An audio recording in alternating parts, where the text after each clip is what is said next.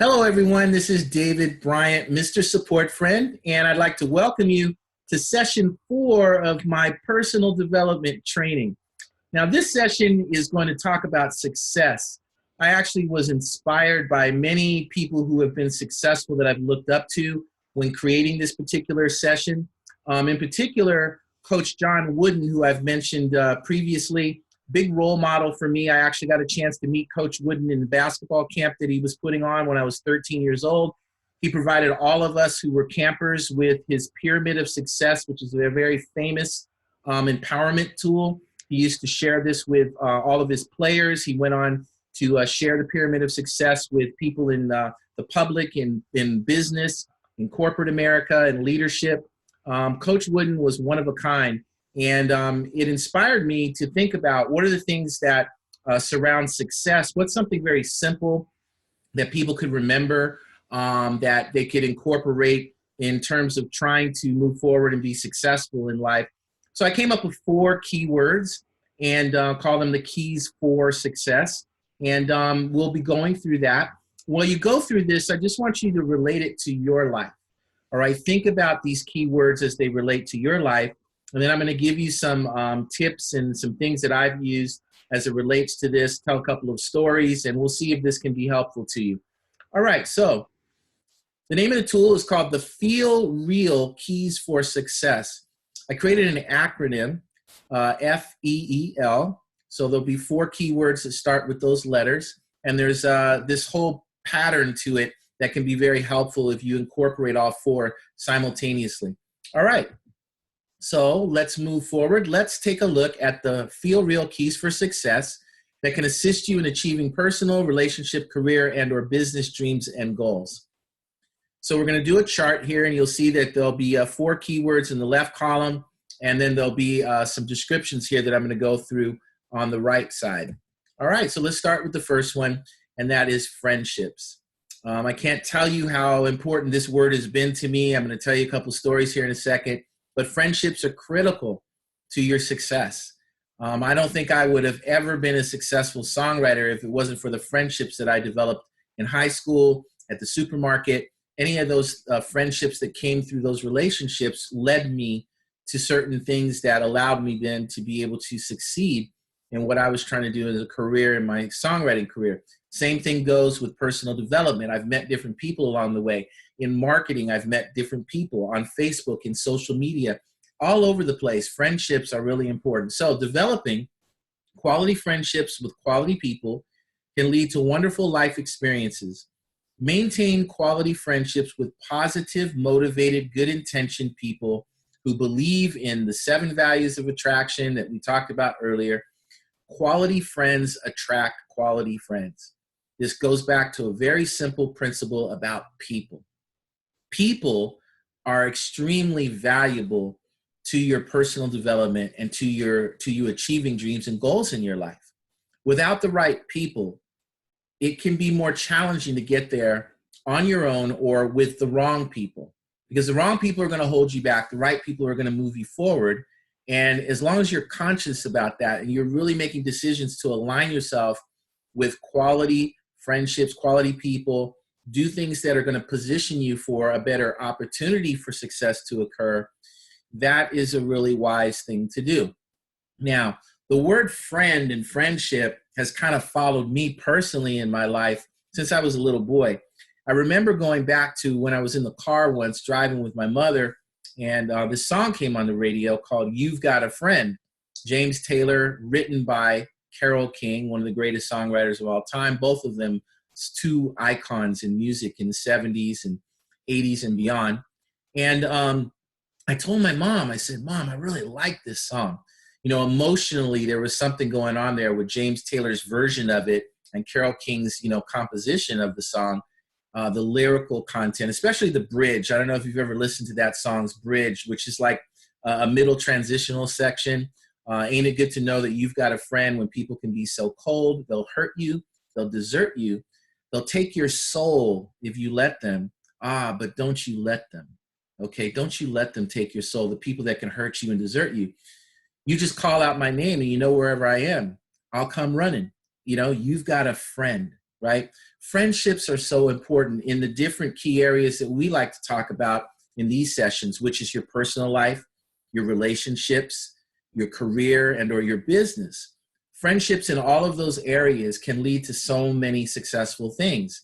So in my life, the friendships that I've had along the way have been just amazing. As a matter of fact, there's been some manifestation that's occurred that's kind of interesting. You know, I don't know what it is exactly, but it certainly happened for me. From that point where I loved You've Got a Friend, and that's still my favorite song of all time, right? That particular song. I actually ended up going to junior high school, middle school, they call it now, with Carole King's daughter when I moved to Hollywood, Louise Goffin. And Louise Goffin's father was Jerry Goffin, who's another very famous songwriter. Carole and Jerry were married, and they had 2 kids, and Louise was one of them.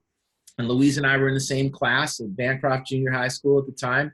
And I remember she was like little Carole King. You know, she was literally like her mother, played these concerts in the 4th period and stuff. She's amazing. Went on to be a musician and songwriter herself. But that friendship song really stuck with me, you know, the lyrical content and just the energy and emotion of it. And then when I went to high school, I had friendships, like my friendship with Mark Stevens when I was telling my personal development story, and how that led to me, you know, meeting Al McKay. And these friendships just happened. I met Diane Warren, one of the most famous songwriters in the world. At the time, she was just starting off, and I met her in the supermarket. The irony of it, I'm working at the supermarket, she comes through my line, and we become friends. And then we end up writing songs. We had 4 recordings that got recorded by major music artists. She went on to become a Hall of Fame songwriter. It was a friendship that we developed first. And then we started doing music, you know, writing songs together, right? I actually was fortunate enough to have a song appear on the same album that the song That's What Friends Are For, Dionne Warwick with Stevie Wonder, Gladys Knight, and Elton John. And the title of that album was called Friends. And I had a song on there called Remember Your Heart that I wrote with Dan Navarro. How did all this stuff happen?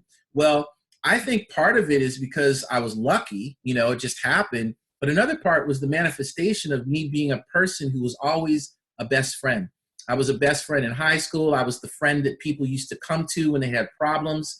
I was just always supportive. And maybe that's how I manifested into Mr. Support Friend. So that's my story. But when you start to think about your story and how do the friendships in your life from the time you were a child up to now, how did they influence your life? How did one friendship lead to another? Did you have a lot of friends? Did you not have a lot of friends? Okay, and how did that affect your personal growth, your personal development? Friendships to me are extremely valuable. As a matter of fact, I wasn't the greatest songwriter, but because I had friendships with certain people, it got me in the door. I was good enough, but I wasn't great. Okay, other people got in the door because they were just great, right? They were just extremely great at writing songs, singing, playing musicians, whatever they were. I got in the door because of my relationships and my friendships, but then I was qualified. I was prepared and qualified. So all of this stuff works together when it comes to success. And I'm sure you have your stories.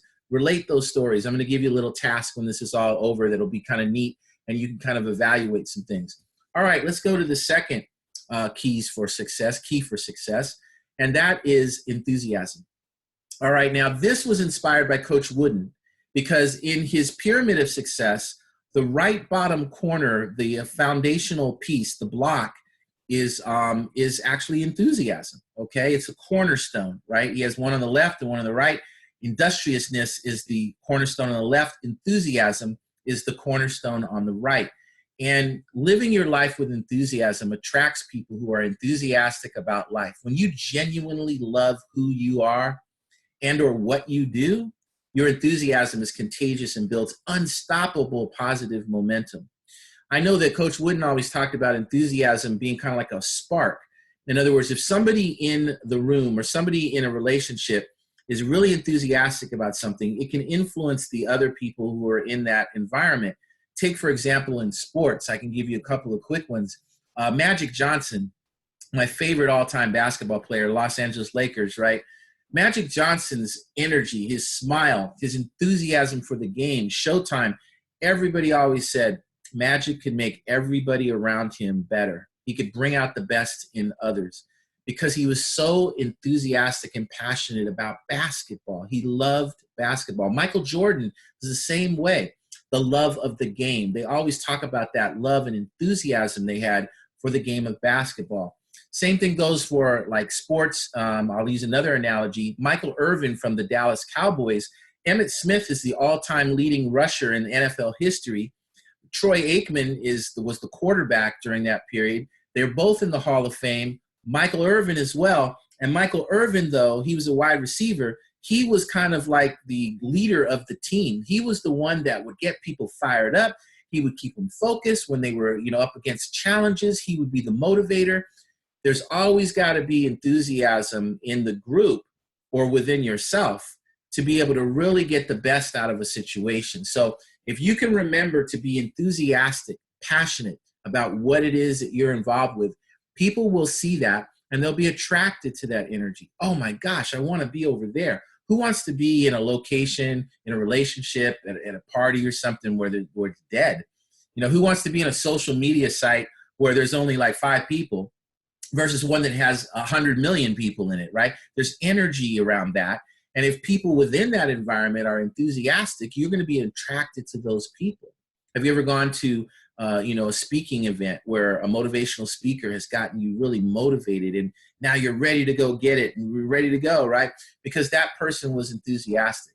They certainly weren't sitting there going, well, another thing you could do is do this. Even when you listen to me, right? A lot of people say, David, you're so passionate. Wow, I can really tell you're excited about this. All right, because I'm enthusiastic. I'm excited to be able to be here, to be able to give you things that I know have worked for me and for others in my hope of making a difference, because that's my life purpose as Mr. Support Friend, to try to give you some enthusiasm. Come on, let's go. We can do this. Don't let all the naysayers and the negative experiences overwhelm you. Be enthusiastic about life. Love the opportunity. Maybe because I also had the health challenge too. I know that really changed my life. When I was down for a good 6 years bedridden during that period where I was really, really, really sick, man, to get out of that bed eventually, and have that mindset that I kept along the way. I mean, I was enthusiastic about things that probably some people don't, kind of take for granted. Wow, I can actually get out again and I can do stuff. I'm excited, like a puppy dog. You know how a little puppy dog is really enthusiastic, but the old dog just sits there in the corner, right? Well, I hope that even when I get to be an old dog, like I'm pretty old now, I'm a baby boomer at almost 58, but I hope that when I get out there in the 80s, if I make it that far, I just hope that I still have my enthusiasm. And there are older people who are also enthusiastic about life. Oh, this is great, They may not have the same full set of youthfulness or energy, but their spirit is youthful and their enthusiasm is there. Those are the people that I like to be around because they fire me up. They get me motivated. So I hope that you'll remember to include enthusiasm so that you can be successful in life, or at least increase your chances of that. Let's go to the next one. The next E is education. Okay, so you can be enthusiastic about something. You can have the friendships, but if you don't continue to educate yourself constantly, then you're just going to stay at one point. You're not going to grow. So education is the key to personal growth, personal development, right? The more you know, the more you grow. Never stop learning. Always strive to educate yourself and others every day of your life. Educate yourself and others, not just keep it to yourself. Don't be, as they say, a secret agent where you get some information, you keep it to yourself, right? That's no fun. As long as it's not proprietary or something you've signed a non-disclosure agreement on, share what you know with other people. Educate people. Be enthusiastic about it. Develop friendships with people where you can exchange information.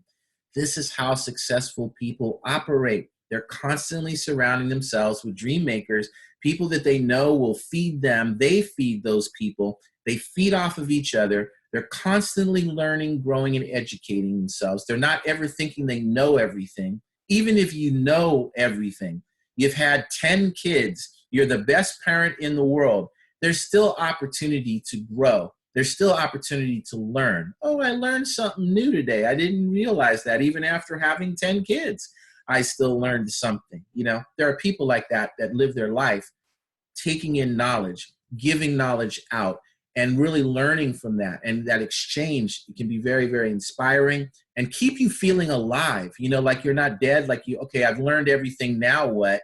No, there's always something new to learn.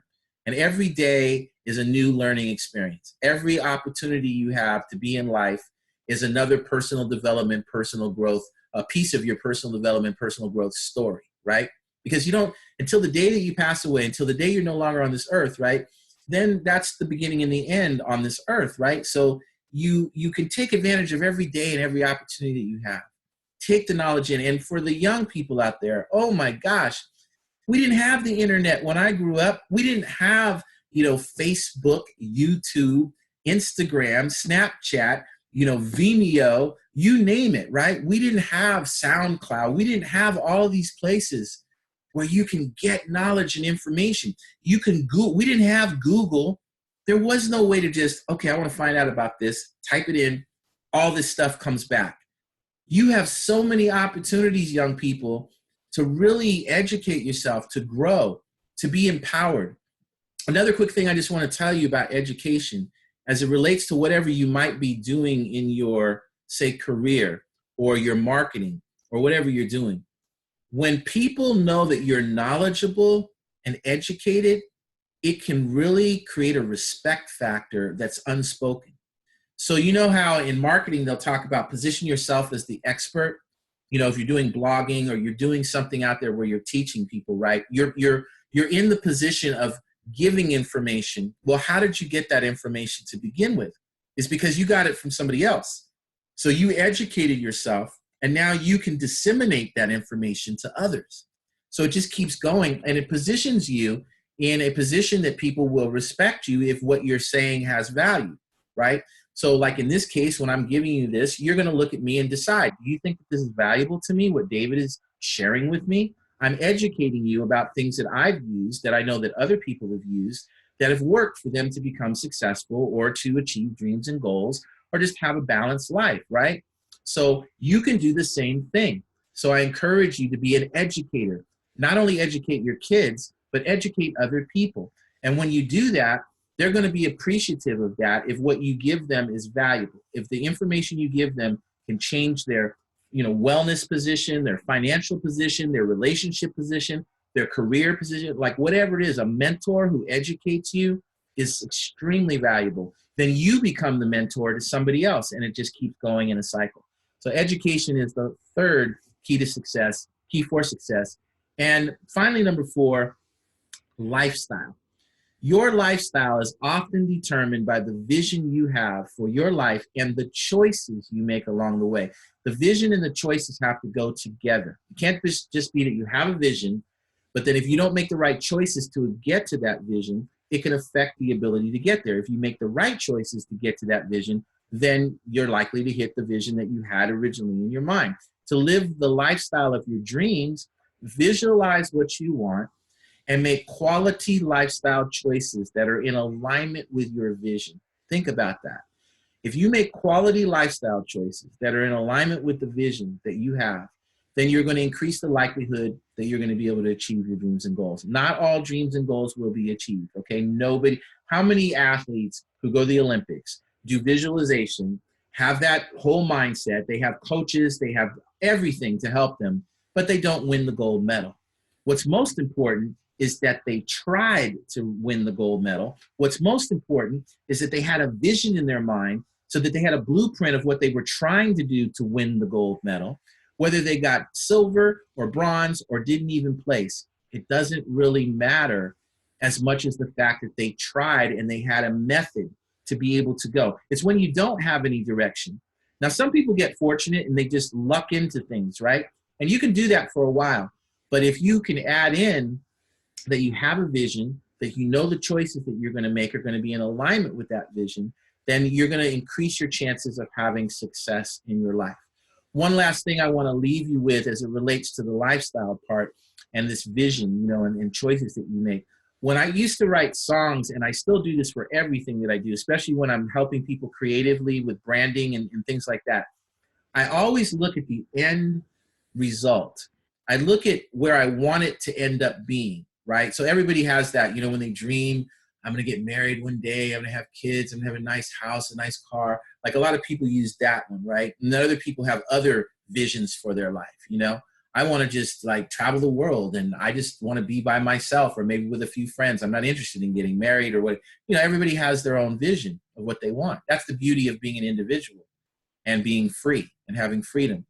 Now, one thing that really has worked for me and I know has worked for others, especially people in arts and entertainment, because they're dreamers, you know, you know, creative people can see things. They have to see it in your mind, right? Before you can create it. Just know that if you might be a creative person, you understand what I'm talking about.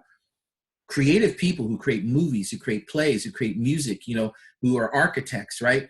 Creative people visualize and then take that visualization, they put it into some kind of format, right? Now, here's the trick that can really be helpful. Like, let's say you have an idea for your business that you see yourself and you want to have a certain thing, right? What you do is you see that end result, and then you do what's like called reverse engineering. What you do is you go backwards from that result, going like the steps that were in between the starting point to the end. So you create the end, which is the vision in your mind, and then you go backwards and then forwards to go towards it. So first you go, okay, I see what I want to do. I want to have, you know, 100 people listen to me in my Facebook Live, and I want 20 of those people to take action on whatever it is that I'm talking about. Let's say that was your vision. You keep visualizing that, right? Now you have to say to yourself, what are the things that I need to do to attract 100 people to listen to me, and then have 20 of those people actually take action on what they heard, right? So what do you have to do? You have to figure out how you're going to create the content that's going to be interesting to that. You have to figure out, like, how do you start? How do you have a middle? How do you have an end? And what you're conveying to other people. Is that going to be interesting? You know, is that something that other people need? Is it something that actually could affect their life and be of value to them? So as you're constructing all those steps that are leading to that vision that you want, you know, a lot of people will just say, I want to be rich, or I want to have a great marriage, or I want to have this, or I want to have that. Okay, how? How? What's the how? You've got the vision. Hold the vision. I'm telling you, I'm going to be this one day. Great. How? What are the choices that you make? What are the steps that you're taking? That's the challenging part. I want to be a successful songwriter. That's what I said, right? How? I had to learn the skills. I had to learn the structure. I had to know what choices to make at certain points. And I was actually really good. They used to call me the song doctor, because one of the gifts that God has given me is the ability to evaluate something or someone. That's why in my life coaching, I do really well with that part, where I'll look at somebody or their situation. I'll listen. We're going to learn about that with the awareness tools. And I will know instinctively, intuitively, what I think should happen. Oh, we need to change the bridge. We need to have more happen with the melody here, because it's not in, energy. There's not enough energy right here. We need to go up here. Okay, so those are gifts that are natural for me, but it's also part of this process of creating a lifestyle or an end result that you want. So if you want to have this certain life and you have a vision for that, you've got to do the things that make the choices that will lead to that vision. You can't just say, I want to have this, and all of a sudden magically it's going to happen. If you know that secret and you can just do that, would you share it with all of us? Because I'd like to know it too. Because if you ask any successful person, they put a lot of work into it. There's a lot that goes into things behind the scenes in all areas, in relationships, in marriages, in business dealings, in sports and athletics, in arts and entertainment, in science. There's all kinds of, work that goes into that end result. So when that new iPhone comes out, the vision was, we're going to have an iPhone. Steve Jobs, right? He had a vision for Apple. I'm going to have this. How did he create it? Well, one is he reverse engineered from his vision. Two, he picked people, the choices that he made of the people that he surrounded himself with, the ones that worked at Apple, were able to execute on that vision. Three, as they were going through that process, they were editing. They were, no, that doesn't work. No, this works. They were making adjustments along the way. Quincy Jones once told me, he said, David, you can come into the studio with a demo, But one of the greatest things you could do as a producer is have the ability that in the moment you are flexible enough to realize when the magic is happening and change what your original vision, your original thought was, and act on what is actually the magic in the moment. The people that do that are the ones that end up being the most successful. So you can come into the studio saying, we're going to record this song with this lyric in this structure, with this key, and then all of a sudden you get in the studio and somebody does something and it changes the energy even for the better, and now you make a shift. I know that Quincy had to do that when he was back in the 50s, writing arrangements where they had live musicians, like when Frank Sinatra would come into the studio and Quincy would write the chart up before. So all the musicians are there. They did everything live. There was no overdubbing, you know, we'll come back and sing your vocal tomorrow and all. There was none of that. You had to do it on the spot. And sometimes he would run it down and Frank would hear something or he would hear something. And in the right there in the studio, Quincy had to, with his pencil, change the chart and erase and make the shift where the magic happened after he heard Frank or whoever it was that was singing. And he as an arranger had to make that shift. So I got a lot of wisdom from him when I did get a chance to talk to him. And so with you, I'll say the same thing. Have the vision, make the choices, and then get the steps in the right order and be flexible to make the adjustments. And if you combine that kind of a philosophy with friendships, which are going to get you in the door or get you to the next step, enthusiasm, man, I'm really excited to be here. Education, where you're learning and you're also giving other people information. And then that lifestyle that you want. If you put all of that together, these are the feel real keys for success. And I know I've used this, and other people who are successful, who are my friends and people I don't know, have used this type of philosophy, and it will get you a lot of good things. More good than it will not so good, okay? All right, so there they are again, FEEL, Friendships, Enthusiasm, Education, Lifestyle. All right, so that's session 4. Thanks for listening. I hope that this has been inspiring for you and helpful. I hope you're enjoying the personal development training. There's a session coming up about obstacles, which is the next one, session 4. It's my favorite of all the sessions. Please pay attention to session 4, because if you can master, session 5, if you can master session 5, you are really going to be doing really well. I'm still trying to master that. Everybody I know who's successful is still trying to master session 5. You'll see. But when you get that under your belt with everything that we've talked about so far, I'm telling you, it will change your life. You will have great results, and things will start to line up the way you want them with your vision and everything you're trying to achieve in your dreams and goals. All right. Thanks a lot. See you in the next session.